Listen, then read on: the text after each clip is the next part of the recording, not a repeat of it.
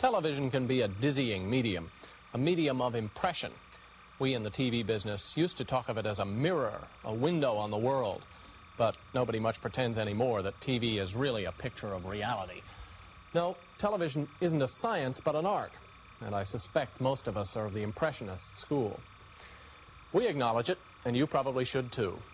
There is magic in this box. Politics is really more an art than a science too, I suppose. Although nobody is more of the realist school about that subject than our collaborator on this program, Jonathan Moore, who's the director of the Institute of Politics at the Kennedy School of Government at Harvard. Jonathan, what exactly do we have on our hands here? Well, Charlie, as we attempt to study how well or how poorly American politics is working, we find television playing a major continuing role. And it seems important to try to sort out the costs and the benefits of that.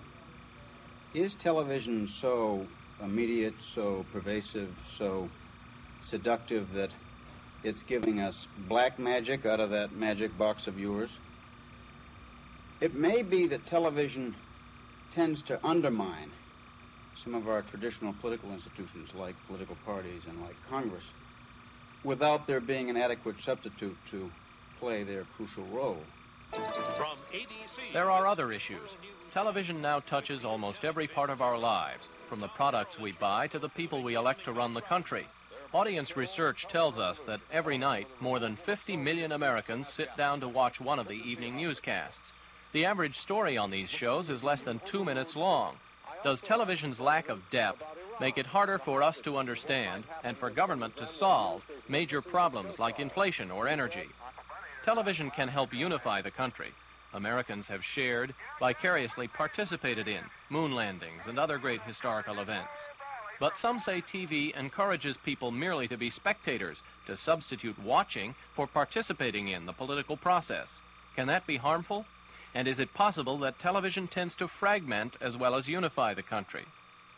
Campaign 80 is underway. Every 4 years, it's possible to hear complaints about the hoopla campaigns seem to generate as a substitute for talk about the issues. But television is a relative youngster, and the colorful and flamboyant in politics certainly didn't start with TV.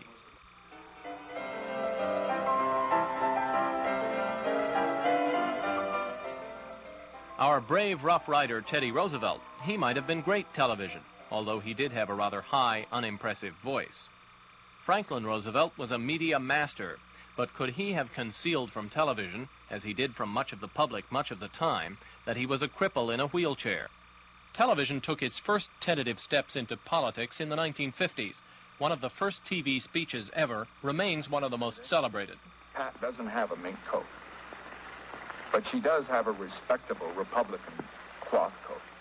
And I always tell her that she'd look good in anything. TV sets were still a luxury at the time of the Nixon checkers speech, not something you bought before you bought soap, as today.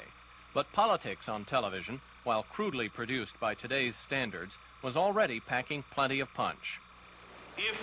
Unless we make sure that there is no infiltration of our government, then just as certain as you sit there, in the period of our lives, you will see a red world. In 1960 came the first television debate. Senator Kennedy, would you care to comment? In the first place, I've never suggested that Cuba was lost, except for the present. In my speech last night, I indicated that I thought that Cuba one day again would be free. Television as a full participant in politics was to come of age in 1963, the first year of the half-hour evening newscasts. Mr. President, have you ever had any reason to doubt this so-called domino theory, that if South Vietnam falls, the rest of Southeast Asia will go along behind it? No, I believe it. I believe it. The pinnacle of television's political influence came during the administration of the man who feared the medium most, Richard Nixon. Few countries have breathed and slept politics quite the way America did during Watergate. The Watergate break-in on June 17th, or the cover-up activity so-called thereafter and prior to September. I think I've described pretty well the 30, 40-minute meeting. Television started out some 30 years ago to give us a picture of reality, or part of it anyway. But at least where politics is concerned, things got turned around. Not only does television look like real life, but real life has begun to look like television. In squeezing through TV's magic box, our whole system of government has reshaped itself to fit the requirements of the medium. For better or worse, we seem to live these days in a TV democracy. Let's look at that democracy. First campaigns, then government. It has oversimplified politics to the point where we've gone more towards primaries, more towards individual candidates running totally separate and distinct from any party association. If a candidate can raise money for television, they almost need to do nothing else. And I think that has demeaned the process of individual participation in politics. We've seen just recently John Y. Brown in Kentucky spending millions of dollars to achieve a nomination for the Democratic Party for governor of that state, winning in the general election, circumventing totally the party structure in Kentucky, the Democratic Party structure in Kentucky. And he represented Kentucky Fried Chicken, Miss America, and apple pie. Right? That's true. In fact, I think one of his campaign slogans was, "Vote for me, I'm too rich to be bought." But if you look at all the people that are winning now, they've got the look. There's a young man from the western states sitting in that chair right over there the other day, and I looked at him and I says, "You ought to run. You've got the look." He may not have a brain in his head, for all I know. Get up in the dark the other morning to learn pages 1 through 21. Now that advertising on TV has become vital to national campaigns, having the TV look helps candidates compete with entertainment for people's attention. But not all advertising is puffy and entertaining. TV can be uniquely powerful as a medium of attack. Media consultant Tony Schwartz made one of the first, and to this day one of the most powerful, negative ads in 1964.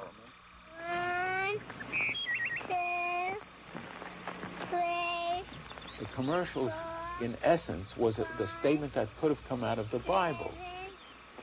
6, 8, 9, 9. 8, 7, 6, 5, 4, 3, 2, 1, 0. These are the stakes. To make a world in which all of God's children can live, or to go into the dark, we must either love each other or we must die. So many articles about that commercial said the announcer asks sternly, "Whose finger do you want on the trigger?" That was people asking themselves that. It's almost like the person going to a psychologist and being shown Rorschach patterns and saying to the psychologist, "Doctor, I didn't come here to be shown dirty pictures." Many negative ads play on people's prior knowledge of the candidate being attacked. I feel that I have had, well, if I didn't feel that I had had experience that qualifies me to seek this job, I wouldn't do it. Now, mine was not in politics. You wanted law and order in this town. You've got it. I'll shoot the first man who starts for those steps. And here's exciting new Baraxo waterless hand clean. Over the years, Ronald Reagan has played many roles. This year, he wants to play governor. Are you willing to pay the price of admission? The necessity of buying TV advertising time has sent the cost of national campaigns skyrocketing. I think if we've got a real gnawing evil in our political system now, is the fact that only those who have access to great amounts of money can run for political office, and that's wrong. Every presidential campaign seems more expensive and exhausting than the one before it, and one reason has been the remarkable proliferation of presidential primaries, 35 or so in 1980. In 1960, only 16 states held primaries. In the rest, the political parties chose delegates in caucuses and conventions. Why have caucuses declined? That is not a television-worthy story. A primary in which everybody goes to the polls on one day and votes makes it a big story. So what's happened is the states love the publicity. They really do. The welter of primaries now gives the news media dozens of opportunities to predict winners and losers. TV didn't start this process, but it intensifies it. Too many polls, I question the depth of the polls, and it does lead to the kind of psychology of, well, Carter leads Kennedy today by 10 points. Tomorrow by 15 points. The day after, he's down to 12. And it's like seeing one of those wild scoring Texas six-man football games in which it winds up 65-64 with, Hail Mary pass at the end. And it leads to people thinking in politics in those terms, and that's not the way the system works. It's made politics, and politics is nothing but government. It's made it a spectator sport. Television's power to magnify also brings a new hazard to campaigns. Small mistakes, ill-chosen phrases can wreak havoc with a candidate's public image. There is no Soviet domination of Eastern Europe, and there never will be under a Ford administration. I just had the greatest brainwashing that anybody can get when you... By the general? When you go over to Vietnam. Well, not only by the generals, but also Well, by covering the each event, one reason we go is because we're looking for a mistake. Bluntly put, that's true. But we're also looking for a mark of greatness. We're also looking for the person who makes a truly extraordinary speech. And if he makes a truly extraordinary speech, it's going to be on the evening news because it's unusual. TV has changed campaigns, but just as important have been the remarkable changes in government brought about by TV. The presidency, the bureaucracies, the Congress, all have undergone changes in our new TV democracy.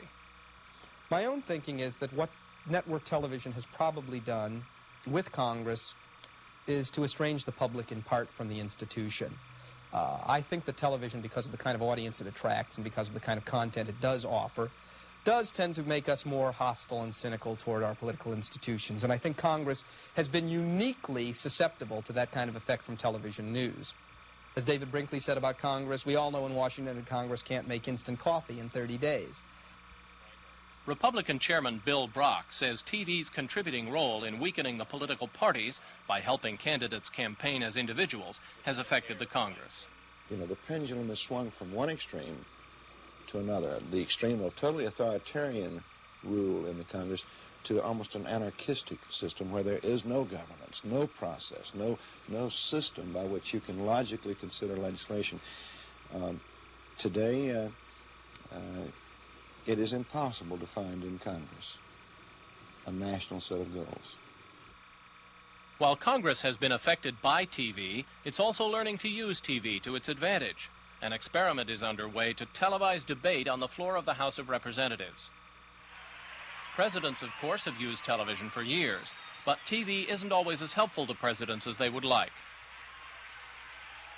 The art of governing is to convey difficult and a changing world to the electorate, which is the ultimate sovereign. And television makes that much more difficult. Television probably still makes us more presidential in our orientation than we have ever been. Which is to say, because of that television news focus, because of the television specials focus, we think about the chief executive. And when anything happens, boy, we run to the chief executive. That's where our mind is set to go. And we're prepared to blame everything on him as well. That's right. But at the same time, the television makes us more presidential in our focus. It makes us more suspicious of the incumbent at any particular time. I would think it would hurt Thomas Jefferson a bit if he stuttered. So I think it does change the way people view a politician's response. That has become part of their bag of tricks. They've got to be able to use this thing. I think that the most profound change, at least as far as I can figure out at the moment, that it's made in the way people view politicians is that on television, everybody is the same size. So that the President of the United States comes across the same size as Mary Tyler Moore, comes across the same size as Captain Kangaroo, and comes across the same size as the viewer, so that there is no sense of awe on television because everybody's head is the same size. We've all got 19-inch diagonal heads. The president is usually seen as the prime shepherd of American foreign policy, but power in theory and power in practice are two different things.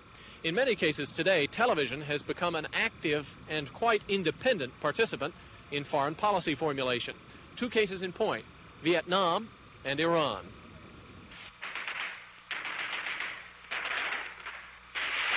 Vietnam was the first war to come into America's living rooms on a daily basis. Many say that changed the course of the war. From the standpoint of the VC, it destroyed itself in the course of the Tet Offensive. simply to get, in effect, on American television, the shots of VC members reaching the American embassy. More broadly, if one looks at the performance, for example, in Iran today, there is a clear understanding of how to use American television to manipulate the thoughts of the American people.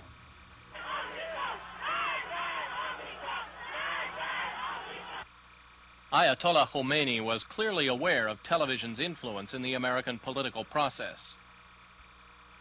We talked with NBC Vice Chairman Richard Salant about Iran in December, the time several of these interviews were held. But doesn't it intrigue you that he is able, as a foreign leader, to talk directly to the American people without the intercession of the State Department? I love it. I love it. Yeah. Yeah, sure. That's what the global village is all about. It's much better to talk at each other than to shoot at each other. We're going to face these situations with increasing frequency in the future. Situations in which those abroad who understand the importance of the impact of television in this country seek to manipulate it to their advantage. Iran represents only the front edge of that. Before that, Vietnam will front edge of that. We will see this over and over again. Some argue that television has helped lend power to a new phenomenon in politics, the single-issue group. Abortion, gun control, nuclear power. Many lobbies have sprung up that deal with only one subject. I'm Ellen McCormick, a Democratic candidate for president. Ellen McCormick's only platform in her 1976 run for president was the abortion issue. Thank you, Ellen. Some of you may prefer not to see what I'm going to show in a few seconds, but I hope many of you will choose to watch because it contains information often kept from the general public. These are the feet of a baby only 10 weeks after conception, a little over 2 months. The baby is being held by a doctor wearing surgical gloves. Here is a baby at 11 weeks after conception and another baby at 24 weeks. Tragically, many babies like these lose their lives in a very painful way through abortion. People picketing in wheelchairs, which is the thing that most politicians are most terrified of, that has a lot to do with the power of the handicapped in Title 504 and other legislation mandating the rebuilding of buildings and buses and whatnot, comes from the incredible visual impact of seeing people in wheelchairs with oxygen breathing devices and whatnot picketing a politician. They came out to my house and demonstrated. They demonstrated at HEW offices. The handicap groups, by and large, were very effective at using the visual medium to both awaken the conscience of the country, but also to put pressure on me and on the department to act. Viewers can react to television in ways that aren't always intended by the programmers. Wall Street economist Nathaniel Samuels argues that television, worldwide, is the most important cause of inflation. It's really revolutionary in character. It enables people to see how other people dress, how they look, how they speak, how they act. And this, I think, creates, in a very deep and profound sense, in people who see this, not necessarily articulated, but in a subconscious way, a desire. It just raises their level of desire as to what life can bring. And I can't imagine any other phenomenon that has more of an inflationary impact than that single fact. How many of us really understand inflation? Life is getting too complicated for many of us to follow, and even experts disagree. What's television doing to inform us about complex issues? If there is to be complexity in coverage of major public policy, it cannot be done on television. I think Hubert Humphrey first said it, and the classic is the evening news when you get a 30-second analysis of the SALT II treaty and 115 seconds on Preparation H. No wonder we know more about Preparation H in America than we do SALT II. You know, I mean, that's what television does to you. So it makes you simplify, and oversimplification can be dangerous. Well, I think that the inability to convey to the American people the fundamental nature of the energy problem as we face it in the course of the next 2 or 3 decades is a reflection of the weaknesses of the medium.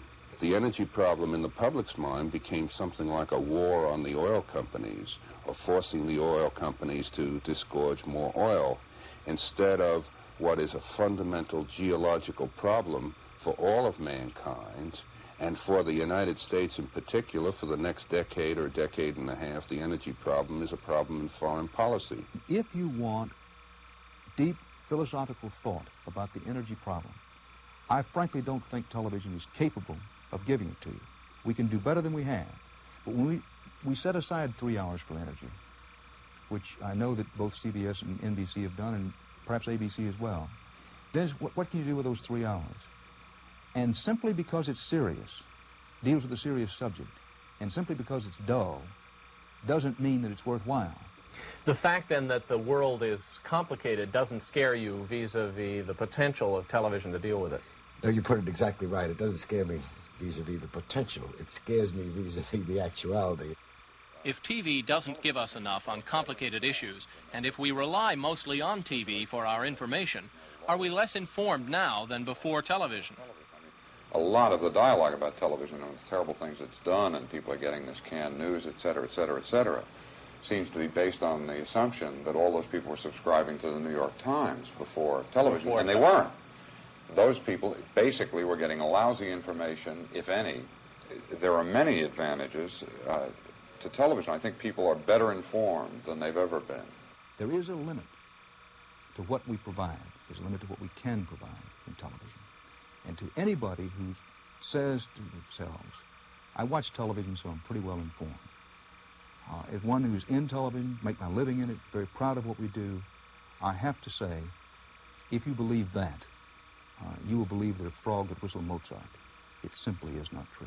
There is a television reality, political reality we're presented with, which is fun and games, debates, and Carter says this, and Kennedy says this, and Ronald Reagan says that, and that's fun, and it's important. I'm not saying it's, but it's a spotlight. It's not all of reality. It's not all reality. There's that whole rest of the stage which television doesn't show. We have trouble with ideas. You can't take a picture of an idea, as my colleague Eric Severide is always fond of saying. And because you can't take a picture of an idea, we probably in television don't deal with ideas as often as we should.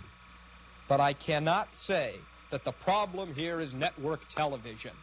The problem is much a public that doesn't want to watch issues, that will turn away from a program that deals with the SALT debate at some length and turn to Mork and Mindy. Certainly, television tends to overemphasize confrontation. It is true that particularly television news coverage tends to get people to react rather than to reflect. But having said that, I do think there's an important other side to this that is frequently overlooked.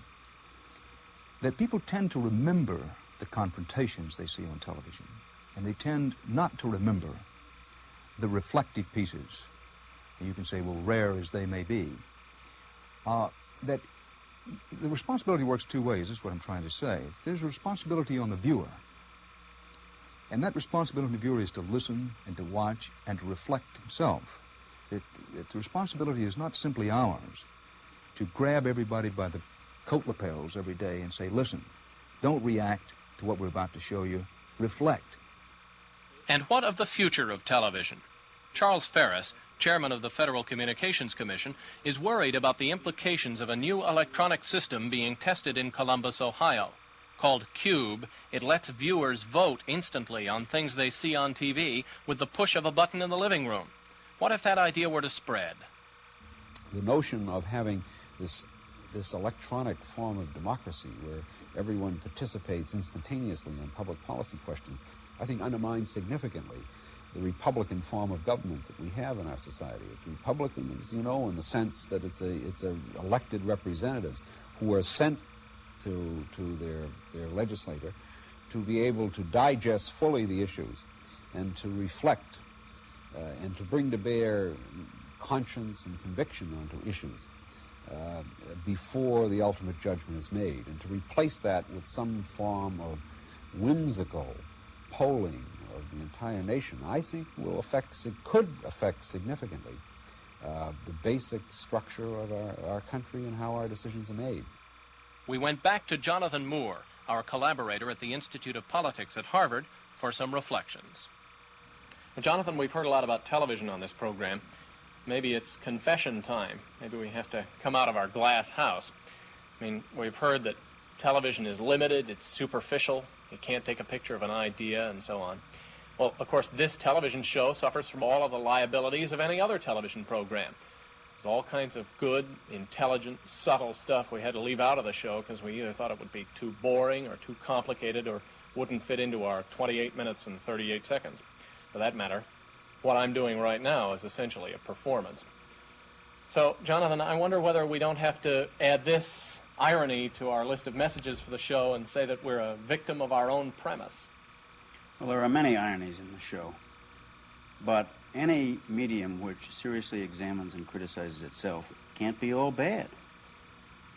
The important thing is to keep in mind the liabilities and the dangers of television and deal with them. One bad habit of television when reporting about politics we will not commit in this show is that of scoreboarding.